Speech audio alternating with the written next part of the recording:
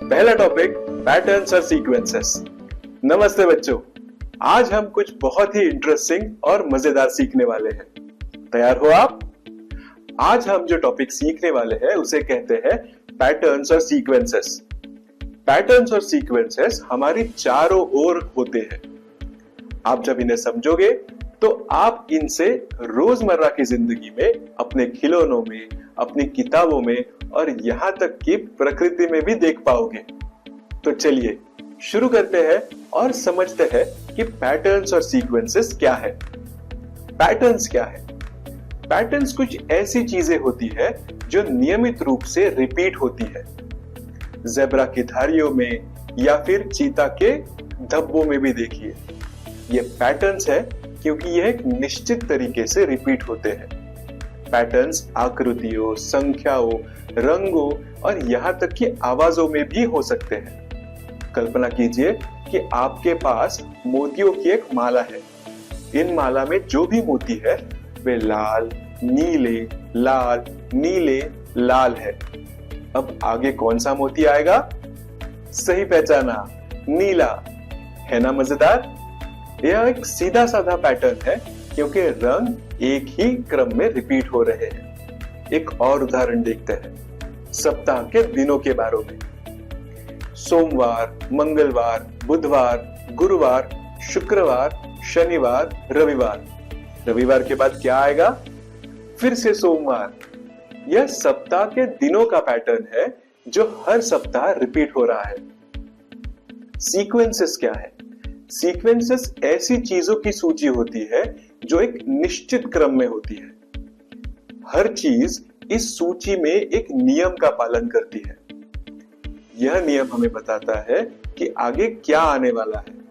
उदाहरण के लिए, अगर आप इन संख्याओं को गिन रहे हो, जैसे कि 1, 2, 3, 4 और 5, तो आपको पता चलता है कि 5 के बाद 6 आएगा। एक सीधी संख्या का सीक्वेंस है जिसमें प्रत्येक संख्या उससे पहले वाली संख्या से 1 से अधिक होती जा रही है। सीक्वेंसेस केवल संख्याओं की नहीं, बल्कि आकृतियों, अक्षरों या अन्य वस्तुओं की भी हो सकती है जो एक नियम का पालन करती है। उदाहरण के लिए, अगर आप त्रिकोण और वृत्तों का, मतलब ट्रायंगल्स और सर्कल्स का एक पैटर्न देख लो, तो आप देख पाओगे कि ट्रायंगल सर्कल, ट्रायंगल सर्कल। तो आपको पता ही है कि अगली आकृति ट्रायंगल ही होगी। पैटर्न्स और सीक्वेंसेस क्यों महत्वपूर्ण है? पैटर्न्स और सीक्वेंसेस को समझना हमें आगे क्या आएगा इसका अनुमान लगाने में मदद करता है। यह जीवन के कई क्षेत्रों में उपयोगी है। उदाहरण के लिए, अगर आपको सप्ताह के दिनों का पैटर्न पता है तो आप आपकी गतिविधियों को प्लान कर सकते हैं। अगर आपको संख्याओं का सीक्वेंसेस समझ में आता है तो आप गणित के प्रश्नों को आसानी से हल कर सकते हैं। पैटर्न्स और सीक्वेंसेस पढ़ने और लिखने में भी मदद करते हैं क्योंकि अक्षर और शब्द भी पैटर्न्स का अनुसरण करते हैं। चलिए अब हम कुछ मजेदार उदाहरणों के साथ पैटर्न्स और सीक्वेंसेस को कुछ और समझते हैं। Shape patterns. इन आकृतियों को देखिए। क्या आप बता सकते हैं आगे क्या आएगा? सही पहचाना, यह वह आकृति है। यह क्यों? क्योंकि हर पैटर्न एक से एक चौकोर जोड़ते जा रहा है, इसलिए आखिरकार आएंगे 4 स्क्वायर्स। Number sequences. इन संख्याओं को ठीक से देखिए। 2, 4, 6, 8। आगे क्या आएगा? सही पहचाना, आगे आएगा 10। यहां नियम है कि हर बार पिछली संख्या से 2 बढ़ जाती है। Colour patterns.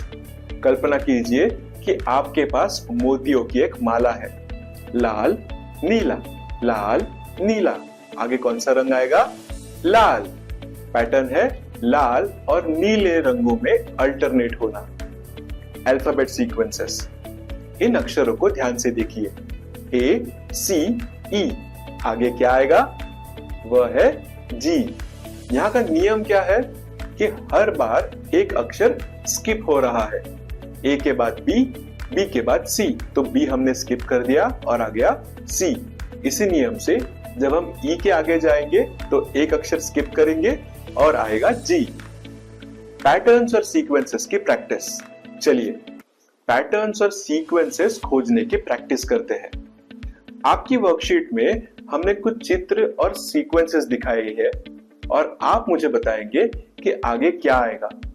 ध्यान रखिए कि चीजें कैसे रिपीट हो रही है, उनका क्रम क्या है, यह बताने वाला नियम खोजने की कोशिश कीजिए। Shape patterns. चलिए पहला प्रश्न देखते हैं। यहां आपको कुछ स्क्वायर्स का पैटर्न दिखाई देता है। क्या आप मुझे बता सकते हैं कि आगे कौन सा शेप आएगा? आकार को ध्यान से देखिए। पहले हमारे पास एक स्क्वायर है, फिर 2 स्क्वायर्स, फिर 3 स्क्वायर्स। पैटर्न यह है कि हर बार एक और स्क्वायर जुड़ता जा रहा है। तो आगे क्या आएगा? 4 स्क्वायर्स। तो उत्तर है ऑप्शन सी, नंबर सीक्वेंसेस। अब दूसरा प्रश्न देखते हैं। इस सीक्वेंस में अगली संख्या क्या है? संख्याएं है 2, 4, 6 और 8। ध्यान से देखिए, हर संख्या 2 से बढ़ रही है। तो फिर 8 के बाद और 2 जोड़ेंगे तो क्या मिलेगा? 10। सो उत्तर है ऑप्शन बी, शेप कंप्लीशन। चलिए तीसरा प्रश्न देखते हैं। इस सीक्वेंस में कौन सी आकृति पूरी होगी? हमारे पास एक ट्रायंगल है, फिर एक सर्कल, फिर से एक ट्रायंगल, फिर एक ट्रायंगल और एक सर्कल और फिर से एक ट्रायंगल। आगे क्या आएगा? ट्रायंगल। तो उत्तर है ऑप्शन बी, मिसिंग नंबर्स। चलिए अब चौथे प्रश्न की तरफ जाते हैं। इस सीक्वेंस में मिसिंग नंबर ढूंढिए। 5, 10, 15, क्वेश्चन मार्क 25। अब आप देख रहे हैं कि हर संख्या 5 से बढ़ रही है। तो 15 में अगर 5 जोड़े तो क्या मिलेगा? 20। सो उत्तर है ऑप्शन ए, ऑब्जेक्ट पैटर्न्स। अब देखें कि पैटर्न में आगे कौन सी वस्तु आती है। हमारे पास एक सेब है, फिर है एक केला, फिर एक सेब, फिर एक केला। आगे क्या आएगा? एक सेब। तो उत्तर है ऑप्शन सी, अल्फाबेट सीक्वेंसेस। छठा प्रश्न देखते हैं। इस सीक्वेंस में अगला अक्षर ढूंढना है हमें, ए, सी, ई। अब फिर से वैसा ही पैटर्न है कि हर बार एक अक्षर स्किप हो रहा है। तो ई के बाद एक अक्षर स्किप करने पर हमें मिलेगा जी। तो उत्तर है option C, finding the next number. चलिए अब अगली संख्या ढूंढते हैं। 3, 6, 9, 12। इसमें हर एक नंबर 3 से बढ़ रहा है। तो 12 के बाद क्या आएगा? 15, क्योंकि 12 में अगर 3 जोड़े तो हमें मिलेंगे 15। तो उत्तर है ऑप्शन डी, शेप सीक्वेंस।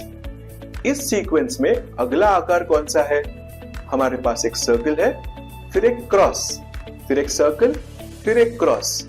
आगे क्या आएगा? एक सर्कल।